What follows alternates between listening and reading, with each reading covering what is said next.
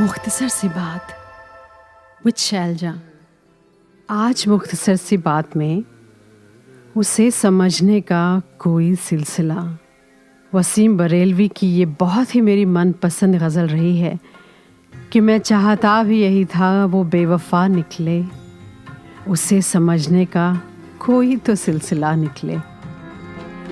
मैं चाहता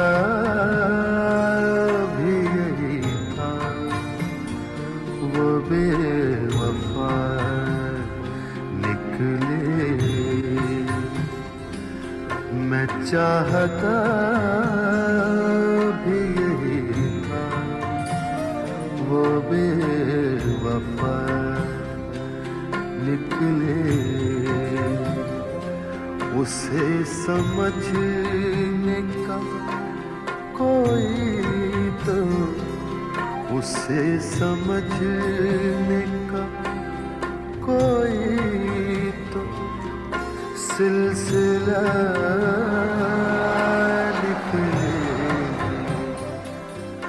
जगजीत सिंह की कंपोज की हुई और गाई हुई ये गज़ल मेरी स्कूल लाइफ का एक बड़ा हिस्सा रही। और अब जब इस गज़ल को कभी सुनती हूँ तो सोचती हूँ कि किसी को समझने का सिलसिला कहाँ से शुरू और कहाँ ख़त्म होता है।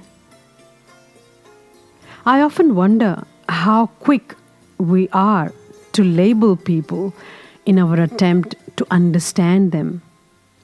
And not only label them, we are also very quick to sometimes extrapolate one aspect of their being to calculate their whole personality. कभी किसी को हम एक बात, एक दिन, एक इंसिडेंट, एक इंटरेक्शन, एक ओपिनियन के बेसिस पर pretentious, racist, misogynistic, phony, left wing, right wing, rude, nice वगैरह वगैरह का लेबल उनके माथे पर चिपका देते हैं और सोचते हैं कि शायद वही एक उनको समझने का सिलसिला है। मुख्तसर सी बात है कि हर आदमी में होते हैं 10-20 आदमी, जिसको भी देखना हो कई बार देखना। निदा फाजली का ये पोएटिक कॉशन कितना वाइज है कि हर आदमी में होते हैं 10-20 आदमी, जिसको भी देखना हो कई बार देखना। और हम क्या करते हैं?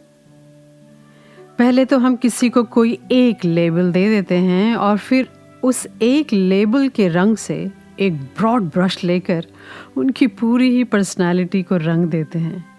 और ये जो हमारी ह्यूमन टेंडेंसी है, या ह्यूमन फॉली कहेंगे इसको, हर आदमी में बस एक ही आदमी देखने की फॉली, उसमें हम ये भूल जाते हैं that we all are work in progress। सोचा जाए तो हम वो नहीं हैं जो आज से 1 साल पहले, 1 डेकेड पहले थे।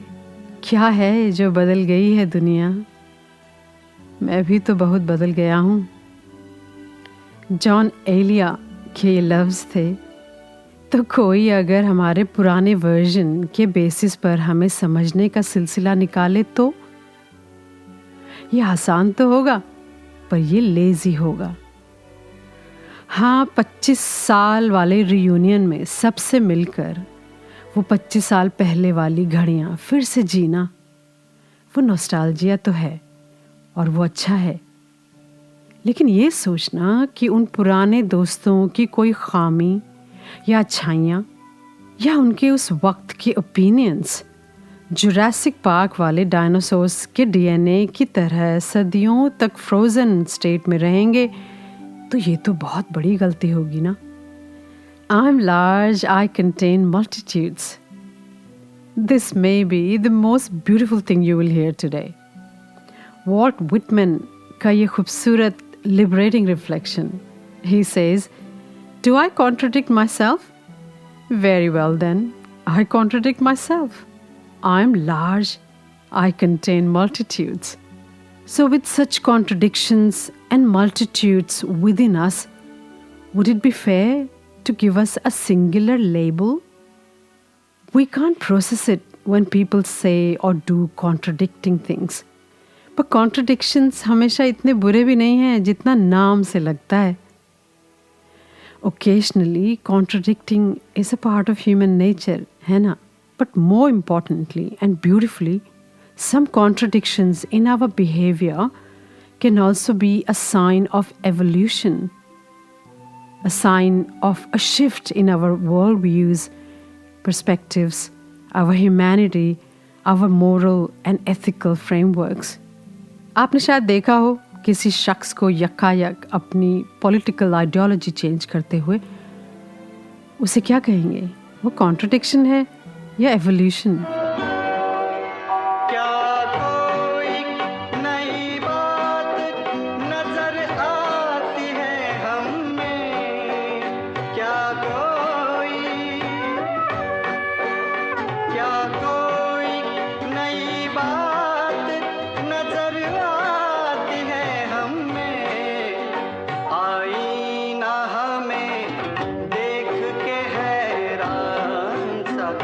क्या कोई नई बात नज़र आती है हम में?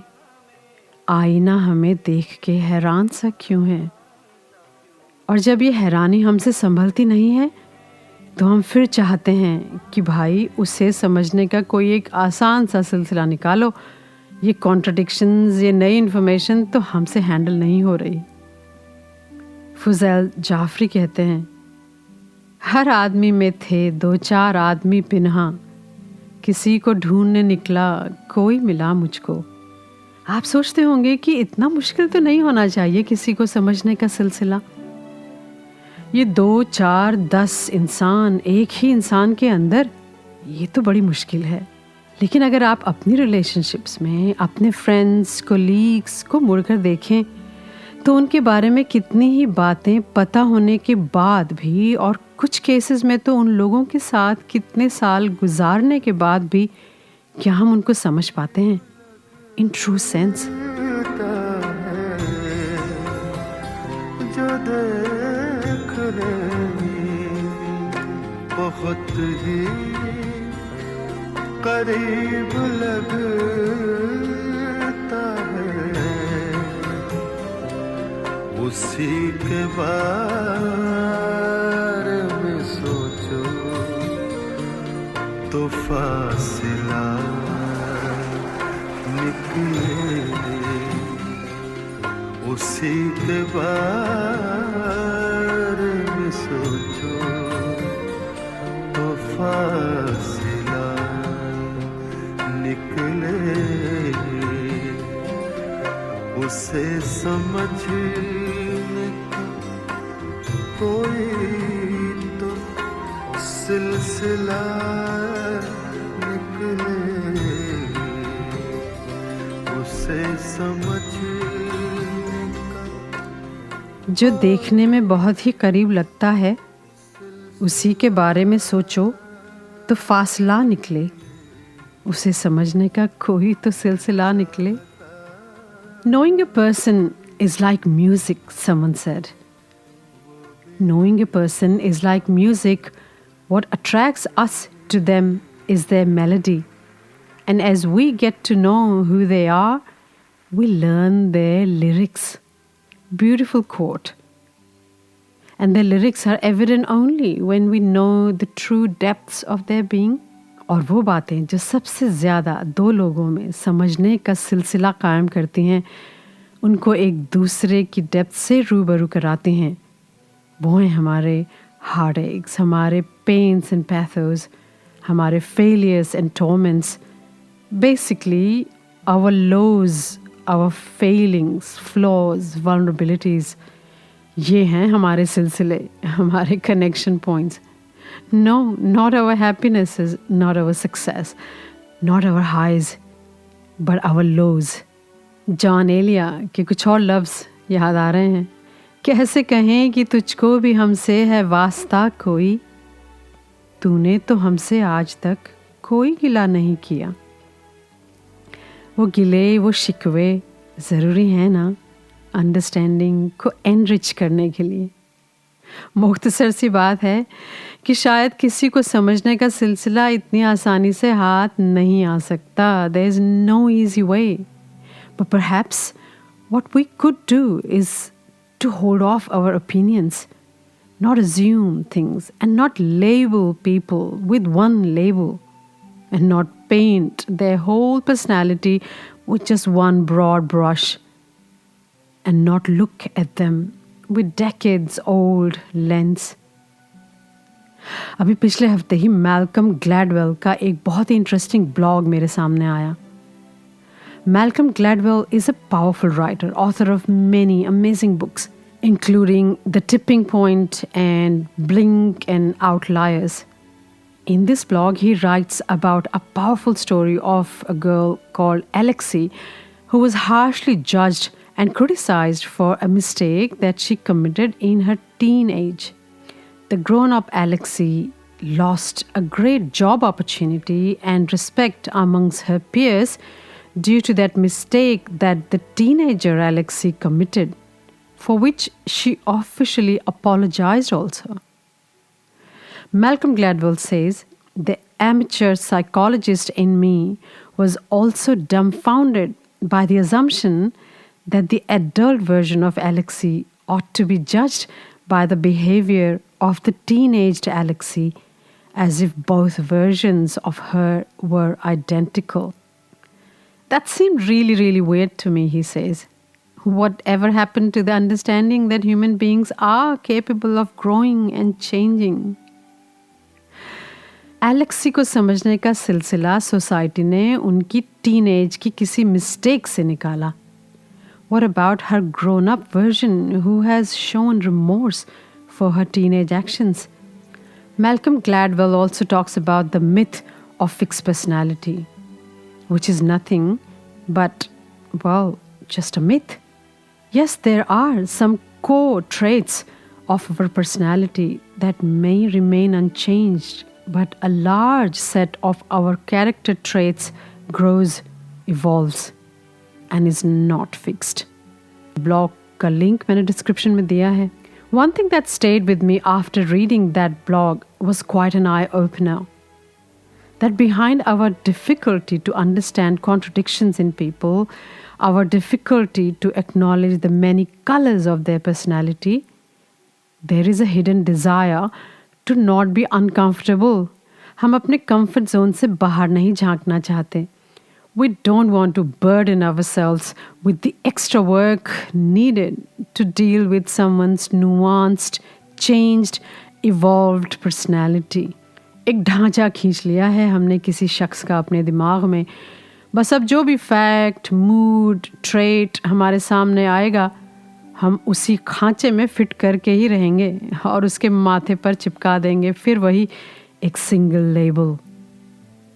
लेकिन किसी को समझने का ये सिलसिला तो हमें कहीं भी नहीं लेकर जाएगा. ख़त्म कर रही हूँ आज का एपिसोड एक सवाल से. आपने शायद मायर ब्रिग्स या ह्यूमन सिनर्जिस्टिक्स की पर्सनालिटी एनालिसिस किए होंगे कभी. वो टेस्ट हाँ कुछ हद तक हमारी कॉम्प्लेक्सिटीज़ को कैप्चर करने का क्लेम तो करते हैं, लेकिन personality types it's a complex thing. I was doing an online personality test and it asked me, which of these two do you tend to notice more? The options were the facts, details and realities of the world around you, or the meaning of facts and the relationships between them. It was easy for me to choose one out of these two options. I noticed the meaning of facts and the relationships between them. But there were many other questions where I could not easily choose, which means that I related to both options, often contradicting options. When I looked deeper, there were more than 18 descriptives just to describe me based on my answers. I was self-sacrificing with a high capacity for caring. I was grounded and also curious, restless and creative. I was family-oriented and also individualistic, who prefers to work alone. I was guided by systems and principles, but also I have a sense of wonder and searching for ways to make things better. The yin and the yang in me. और फिर कुछ सालों बाद ये सब फिर बदल जाएगा शायद. तो मुझ पर कोई एक सिंगल सा लेबल चिपका दे तो मुझे समझने का सिलसिला कहाँ से निकालेंगे आप? Share with me your views. एक दूसरे की डेप्थ्स को समझने के लिए क्या सिलसिले करेंगे? And subscribe to me. And if you like this episode, think of a few friends who would also like it and share with them.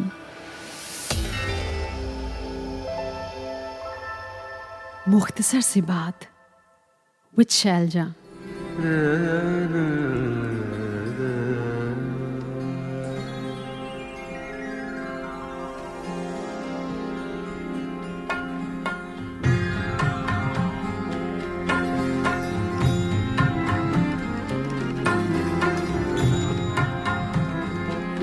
मैं चाहता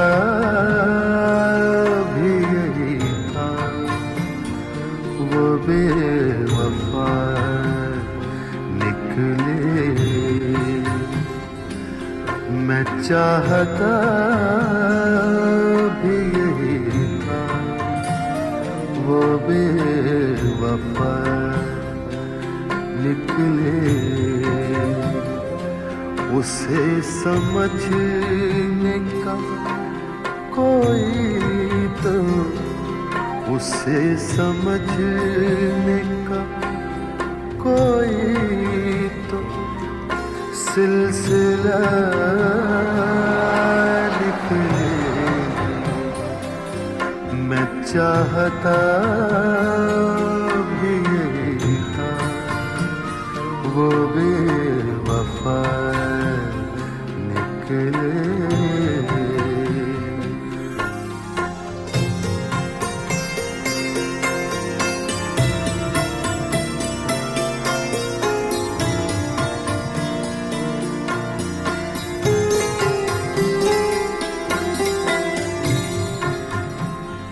किताब माज़ी के पन्ने उलट के देख जरा।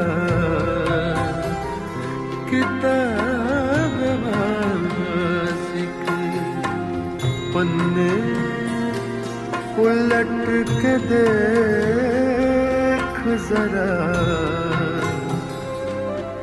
न जाने कौन सा पन्ना मुड़ा हुआ निकले। न जाने कौन सा पन्ना मुड़ा हुआ निकले।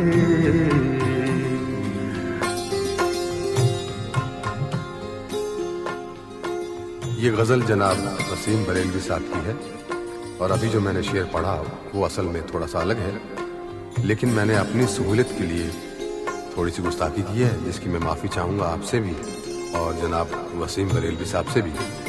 वो शेर असल में कुछ ऐसे है। किताब माजी के और आँख उलट के देख ज़रा, किताब माजी के और आँख उलट के देख ज़रा, न जाने कौन सा सफ़हा मुड़ा हुआ निकले। लीजिए अगला शेर पेश कर रहा हूं।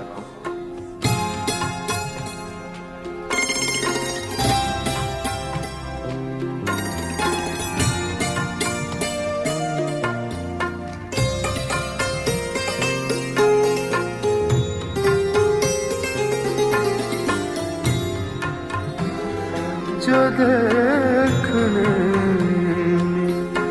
बहुत ही करीब लगता है, जो देखने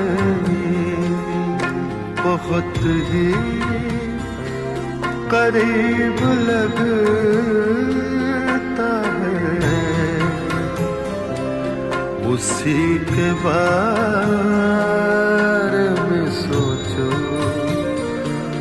तो फासिला निकले। उसी के बारे में सोचो तो फासिला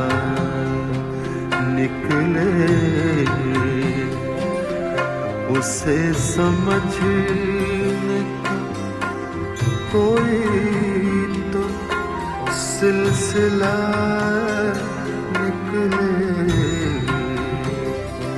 उसे समझने का कोई तो सिलसिला निकले। मैं चाहता